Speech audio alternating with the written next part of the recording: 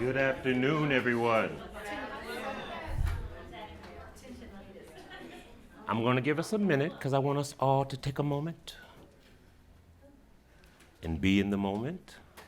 First and foremost, that's Basie. Let me move that down. First and foremost, thank you for being here. This is really important to me. First and foremost, this is an absolute gorgeous room, minus this gentleman right here. And this is really, really, really, really important to me. And so hopefully by the time I wrap up today, it'll be a little bit more important to you if I do a good job. But again, first of all, my name is Montre Moore, and I serve as the NAACP's Environmental and Climate Justice Chairperson. What does that mean? I mean, I do a lot, but I don't do enough as it relates to the climate crisis that we're currently suffering with. And you already have your hand up. Yes, my dear. Thank you for introducing yourself. Is that the Wisconsin NAACP, the state level, or the state conference of branches, or is it another organization? The NAACP has a facet of organizations across the state. I work in a state capacity, also a local capacity here in Waukesha. We're working to mobilize not only branches but communities in a greater capacity, getting more of us in the space. NAACP has been around over 100 years, we know that, but now it's very important to understand our role and how do we not, just sit on the sidelines and say, oh wow, they're doing great work. This is work that actually touches all of us. Do me a favor, if you have taken a breath in the last 30 seconds, to raise your hand. Pretty simple, right? So there's this fancy word that a lot of us use in environmental justice work. It's called level setting. It's like you want everyone to be on the same level when we're having these conversations. And so that element of level setting basically says that this work, like we're talking about, environmental and climate justice, where we live, how we heat our homes, how we move from point A to point B, has an impact on our climate. So those two things, they're two completely different things, but by the end of our conversation today, we will know and understand that they're completely synonymous. One sponsors the other, sponsors the other, sponsors the other. It's a circle. And this week we're talking about poverty and those who live in poverty. I was a part of the conversation yesterday at lunch where the doctor gave the numbers as it relates to the population of Milwaukee being 40% African American, 40% Caucasian, 20% of another blend, but 30% of African Americans living in our city living in poverty? I'm not really good at math, but I'm thinking that's at least 70, 80% of the black population living in poverty. So I promise I'll do my best to be politically correct as much as I can throughout this conversation. But I undoubtedly take a stand for people that look like I, meaning that someone has to, first and foremost. And it's sad because most of us don't even understand that a lot of the effects, a lot of the issues that are rooted in the devastation of our community is connected to environmental justice that leads to climate change. So again, I'm going to try to be as unemotional as possible because this is really, really near and dear to my heart. This literally keeps me up at night. I eat, sleep, breathe climate change. And no, I'm not asking you to do that, but this hopefully will be like a 45,000 foot view. And then my thing is this: once you know, you can't unknow. So again, thank you. Thank you for being here. And let's get this in motion. So the agenda for the next couple of minutes, we're going to talk about the air. We're going to talk about the land. We're going to talk about the water. We're going to talk about the food. Simple. We all need to eat. We all need to breathe. We all need to drink water. So again, level setting.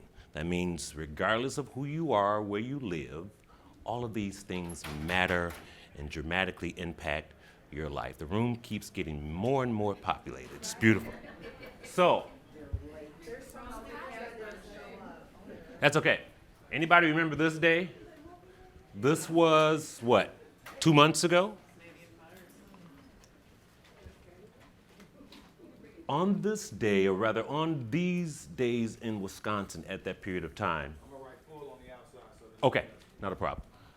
Cities like Milwaukee and Brookfield, check this out, had the worst air quality in the world. In the world. We actually outbeat China that day for the worst air quality. Now, why is that? Why is that? Why is that? Okay, why is that? It happens to be the fire, but what's causing the fires? And the Canadians are going out drinking and just starting fires. No. It's hotter. It's drier. And if you know and understand anything about Wisconsin, because I know I look like I'm 25, but I'm not. I remember, 90 inches of snow per year. 100 inches of snow per year. I remember this like I had to shovel, so definitely I remember. But I think maybe last year I shoveled 3-4 times. And if I would have waited to the afternoon, it would have melted. So our planet is getting hotter. And it's not so much that we're having more storms. Let me make that clear. We're having the same amount of storms that we've always had, but they're intensifying again because of the heat. And what's driving the heat? How we heat our homes, how we move from A to B, the chemicals that we put in our yards and on our grass are all having a dramatic impact on this, what we call the world around us. And what shakes me to my core is that those that look like me are dramatically affected far beyond anyone else. And what's even worse, they have no clue. They have no clue. So you are now in a privileged position to be educators to those who you know, those who you love, those who you touch, because again, you raised your hand. You took a breath in the last 30 seconds. So all of these things matter to all of us. So, what is environmental justice, environmental racism? Basically, to make it pretty simple and pretty plain, this is not by accident. We can go into the redlining. We can talk about historic lack of investment in communities. We can go on and on and on. We know the framework of that. But to truly know and understand that, yes, there's a consequence. When we forced individuals to live on one side of town, and we removed all the investment, and we've allowed all these companies to basically just drive in and dump wherever they want to dump, there's a consequence to that. And that consequence is showing its head in our health disparities.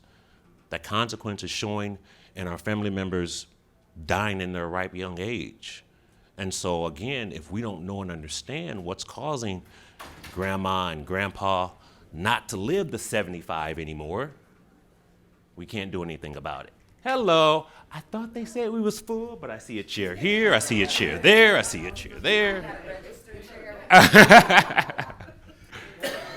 Hey, listen, once again, all is welcome. No, you're fine. I'm glad to have you. So again, there's nothing coincidental about the space that we're currently standing in. But now that we're standing here, we understand that. How do we move forward? How do we inform each other? And how do we hold the power that be accountable? Yeah.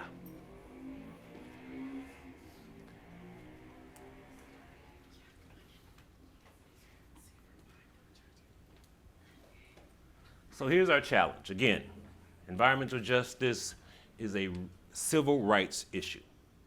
That means everyone deserves the opportunity to have good drinking water. We do. Everyone deserves the opportunity to what? Allow their kids to play outside and not fear of, hazard materials, being caught up in their lungs or in their eyes. So again, the challenge is, to first and foremost, say that the problem is real.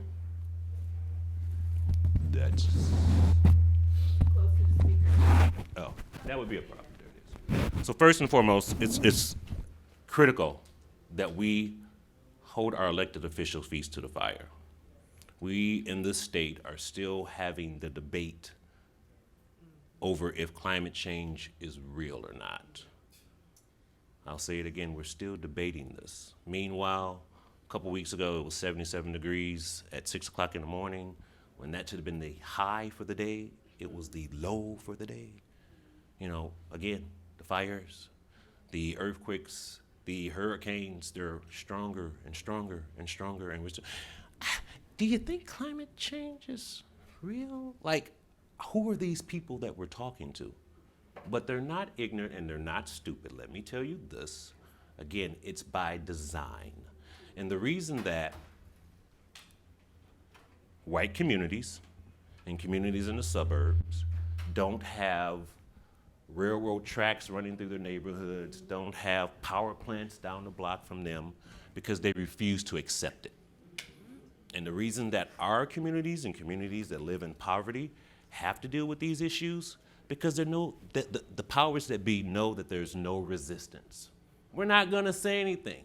We're not gonna do anything. We're gonna say, oh, they put a train right through that park. Isn't that sad? Not fully understanding the health disparities that that train will now bring to that community. Not even contemplating the materials that that train actually may even be carrying right past you, right past your kids, right past your church, right past your community center, right past the elder community center. Because again, not only are we asleep at the wheel, we don't even know that there's a wheel. We don't even know there's a wheel. So, tremendous challenge. Another thing I want to share real quick before I move on from this slide so we can kind of understand this a little bit better. The space that we're actually in now, they can take your zip code, 53216, 53218, 53220, and they can actually determine when you're gonna die by your zip code. Because they know how many trees are in your area. They know if you have access to clean drinking water. They know how many power plants are in a certain mile radius. So they can literally say, yep, 62, 48, 45. And what are we to do with that? Are we to simply accept it as, wow, this is the norm? Are we to say, wow, there's something really going on here that we're not talking about? And so communities that have access to green spaces, literally, here it is, live 12 to 15 years more. Now we're talking about the cost of poverty. I'm still framing all of this conversation, so give me a little grace. But how do you quantify that? 10 to 15 years of life dropped off a family. Think about the lost wages. Think about the lost birthdays. How do you quantify that? It's still very difficult for me to even wrap my brain around, but we have to, so we can start truly addressing this unbelievable problem. Again, it starts with the education, starts with the knowledge, but then how do we move forward to say this is something that we truly need to do a better job with? So, and it's a lot of words on this slide. I would bore you and go through them all, but I'm not. I will be uploading the presentation to the app provided whenever I finally figure that out. I was working that out this morning, it didn't happen. So we're talking about air quality. Not only just the air that we breathe, think about the noise. Think about all the trucks, all the trains, all the helicopters. That has a tremendous effect on one's health. And we know you listen to trap music. Listen. Trap music is a little interesting. We'll leave it at that. But all of these elements, hey you, all of these elements, we have one here, and one over in the back there, have a tremendous impact on our quality of air. So over 9 million tons of bad stuff. Let's just put it there. We don't have to go through all of this, that, and it's bad, all of it. 9 million tons of bad stuff goes into our environment every year. And that's just here in America. We're not even talking about, around the world, just America. And here's another problem that we have here in the great state of Wisconsin. We have this big, huge thing I call Lake Michigan. I sometimes call it Ocean Michigan because it's literally that big. To me, it is. But it's beautiful. I love spending time there. I love the access to it. Literally just a couple bus ride, bike ride. But at the same time, the reason that Brookfield and Milwaukee and Waukesha and all those cities had the worst air in the nation over that period of time is because the lake acts as an insulator. And all the pollution from the west and all the pollution from the north actually gets stuck right over Wisconsin, right over the southeastern region. So on top of how bad things already are, we literally have pollution from around the country right on top of us. Yeah. Pretty scary stuff. Who cooks, and I have beautiful ladies in here, who cooks with a gas stove, just out of curiosity? Okay. Well. Okay, so my claim to fame is, if you know me, I always tell everybody, I have 7 sisters. Only one of my sisters can cook, though, truth be told. But all of my sisters cook with gas. It's what they know. Mom cooked with gas, grandma cooked with gas, it tastes better, it's easier. I'm willing to bet every dollar I've ever earned that if one of my sisters, not even all of them, would have been informed that, hey, that's a great gas stove you're buying there, but I want to inform you that your kids, they might be 30 to 35% more likely to have asthma by you purchasing that stove. Huh? What? Are you serious? Who's talking about these things? I'll say it again. Just by simply having a gas stove in your home, heating your food, preparing food for your family, you're putting your children at a 30+% rate of having asthma.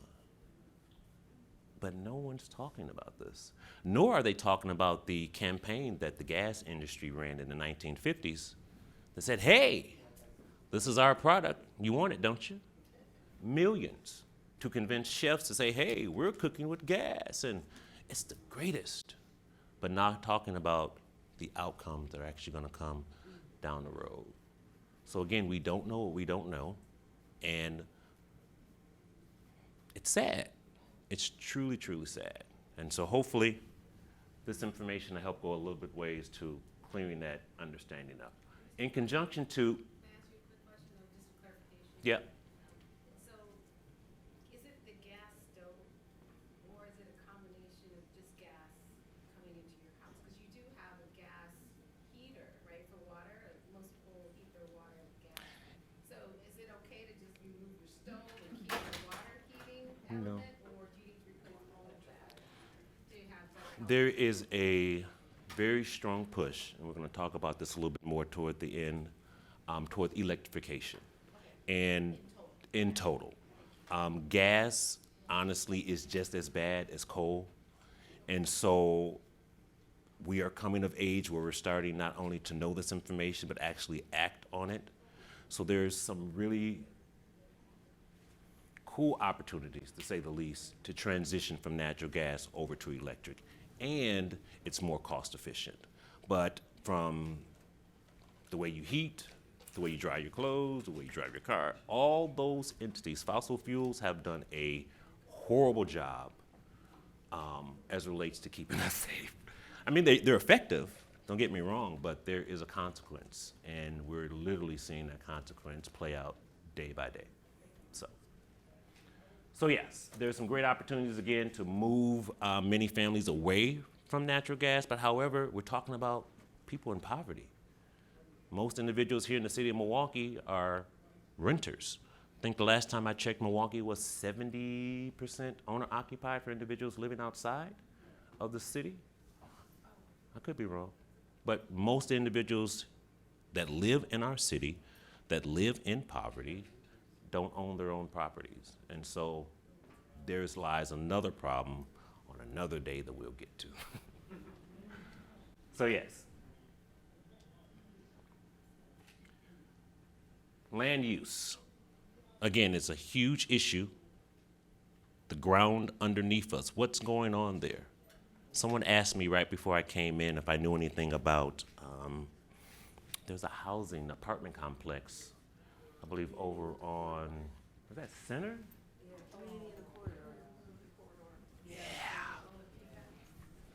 Environmental justice, and it's in our face, literally.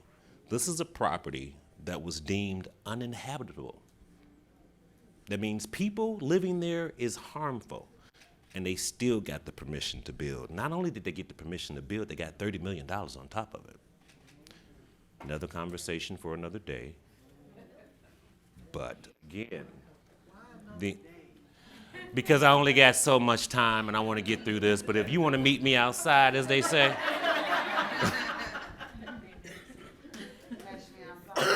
Oh, it's catch, see, that's why I got her, see? That's why I got her, because I wasn't right.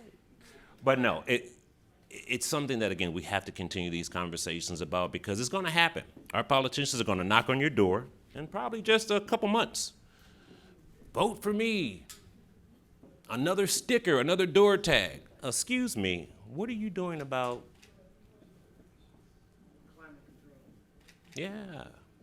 What's this here? Why is there no community solar? Why are my energy bills continue to get higher and higher, but I don't have any other options? So these are the type of conversations that we need to be engaging in rather than just taking that little flyer and saying, well, I might or I might not. No, I got some questions for you. Yes. I'm sorry, what? She was first, so I'll be right back to you. I want to just give an example. You're saying, like, why is there no other options? And so I'm thinking about the we energies and stuff like that. I think Yep. a lot of people don't know that there are there are cities with public electricity companies. And so because they're publicly owned, they're actually way cheaper than we energies and stuff. So one of the pushes here is to make our electricity or other types of utilities public owned, but it's very hard to do. It is very, very hard to do. There are a lot of very strong-minded systems, so to say, in place that are preventing a lot of great things from happening. Part of that is that the people are not educated enough to know and to push back. And so therefore, there literally has to be a revolution from the community to say we demand and want better. Like, you know, the community solar issue that's been bounced around for I don't know how long, and still a tremendous uphill fight when you have Illinois, you have Michigan, you have Minnesota that are making leaps and bounds as it relates to moving their communities forward. You had a question? Really quickly about the Power to the People movement. Yep. That is the statute is there in our Wisconsin law. However, We Energies, because they've had a monopoly of electricity and gas in southern Wisconsin, which is used to fund their initiatives in other states and other parts of the country where they have competition. And they've been raising their rates just to support that. But the issue is when they set up their network of energy distribution, they've made it so difficult that if we did take it over as a city of Milwaukee, we would have to cross over city lines in order to sustain the electricity, right? Or to generate the electricity, or the distribution network would cross over to other counties and come back. So it's a little complicated. That was kind of smart On their behalf. on their part, because now if we did dismantle it, it would be a financial burden on any municipality. Yeah. Also, what I was going to stipulate is that we talk about poverty. One of the things that can cause poverty is how the electric company is charging. They've got new meters out. I did some research on the meters on the name of the brand, and they're doing what they call theoretic charging, which is they take so much and they say this is much to be used. And unless you challenge them, you're being charged close to up to 30% more than what is actually being utilized. And that is a contribution to the poverty, because most people who collect money from the government, I think they come in on the first of the month, Wednesdays of the month, when it comes to Social Security, or when it comes to pensions. But everything is usually done the first of the month, end of the month, and on Wednesdays. And when they don't bill you according to when monies come in, it puts you Cause you to fall behind. if you do not have, if you have not gotten a paycheck coming in. Yep. Because I've been checking out all these different cost factors, and I even made a list, when you ever look at the meters, these new meters, they've got about 10 different numbers, 8, and it's got hertz and all these others. But the one that they use, if after you challenge them, they'll use those numbers. So that's what really needs to somehow, with this environmental inequality and poverty, needs to be challenged so that everybody's being charged the same rate type within the group. I have my corporate friend here, Kiva, who is doing an amazing job. She works with the Wisconsin Climate Table, one of the organizations I have an affiliation with, and I'm going to give her a few seconds to talk about all the great things that she is doing in that space. Just to speak to your issue, because I think it's that important, and I want to make sure that we touch on that. Talk about the rate case. Okay. Well, good afternoon, everybody. As Montre said, I am Kiva Guyton. I am the project coordinator for the Climate Table, the Wisconsin Climate Table. And currently, there is going to be a hearing October the 9th. I'm not for sure if you guys are aware, but it will be at the Clinton Rose Senior Center. There will be 2 sessions. There will be one at 2 o'clock. There will also be one at 6 o'clock. And what we're doing at that hearing, we would love to invite all of you and everybody else that you know that is having issues or problems or just is basically just sick of We Energy's continuously increasing rates, because they will be asking for a rate increase on October the 9th. With that being said, we are encouraging people like you all to come out to support us with the EJII, the Environmental Justice Infrastructure Initiative. Okay, it's a lot of words. But with that being said, we are actually looking to get an implementation, because we do have an open rate case with the Sierra Club and Walnut Way. I'm not for sure if you guys are familiar with those 2 entities or not, but with that being said, we are actually asking for an incorporation of a PIP program, which would be the percentage of your income payment pilot. Okay, I'm getting it together. It's a lot, but I got it. So, and with the PIP program, that would put a usage cap. And so what we want to do is we want to close that gap that normally surrounding white communities only pay 2.1%. Well, we're asking to close that disparity gap, and we only pay no more than 2.1%, as versus us seeing anywhere from 6 to 20%. And I think that's it. And thanks, guys. October the 9th. And the address for the Do you have your flag?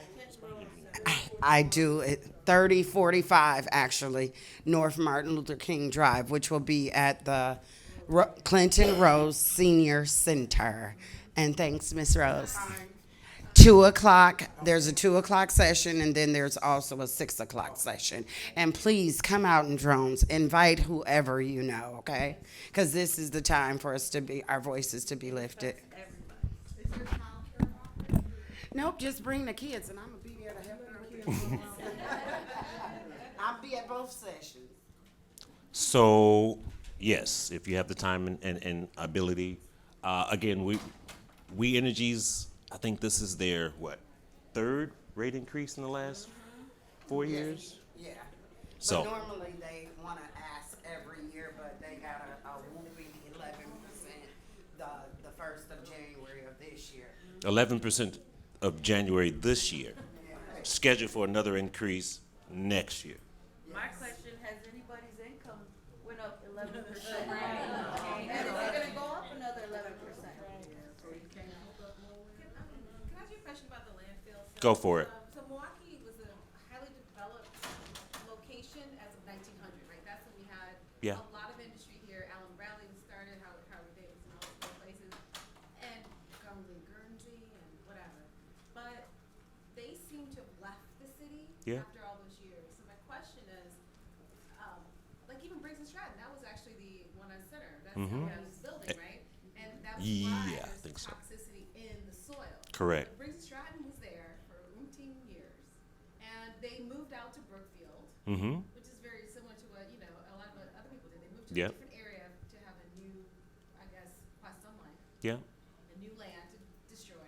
But they never cleaned up where they were from. Or we're held accountable. So my question to you is, as a climate, you know, environmental justice task force or committee or group or focus, are we Person. looking at how these companies could be held accountable for the damage they cause, and to ask and request and force them to help with this cleanup because they caused the problem? Yes, is the answer to that. Unfortunately, this problem has been exacerbated for so long, it's difficult to go back and now and say, Briggs and Stratton, after you moved 50 years ago. Not only that, they were given the authority from the Common Council. So who is really to blame here? There's a lot of blame to go around, to say the least, but we as an organization are definitely meeting with the city council to understand how are they moving forward. Because I think there's 3 properties in the city, well, in Milwaukee County right now that have very similar issues as relates to toxicity. Do you think the delay is from the city and the response is because Black people live around those places and they don't feel like there's any need to invest in creating better quality of life for that community? Duh. That was the nicest way I could put it. Yeah. Sorry. I'm sorry. Even if it's not intentional, it's like people just have weird biases, black, brown, or white. We live in a racist society, so like they could be like, oh yeah, I'm trying, and you'd be like, No, you're not. no, you're not. No, you're Cause I not. would be like, I'm blessed with tears doing something. You look at somebody else and you're like, oh yeah, that's because your empathy level's not as where it should be. Yeah. They probably wouldn't attribute it to race. What they would say is property values Class. and income and taxes. They would relate it to financial reasons because that's cleaner. But And it's business. and it's business. You got to remember, this is a capitalist society, so business is what drives us. But what's ironic with that, they're not making the companies clean, but I know several African-American families who they did deem where their home was or their business was after someone passed, that you could not put anything on that land because of the toxicities that are underneath, because you would have to pay yourself to have that removed, but yet it was there before they put the building there. But now, because it's minorities, you're responsible for removing that if you want to keep that in your family. And it's So extremely it ends up- expensive. The city ends up taking that land back. It's the tanks. Those are the tanks people used to have underground to Yeah. use gasoline and kerosene. So is it a Superfund site? Is it a Superfund site where the corridor is going through? Superfund, I'm not familiar with that Okay, term. that's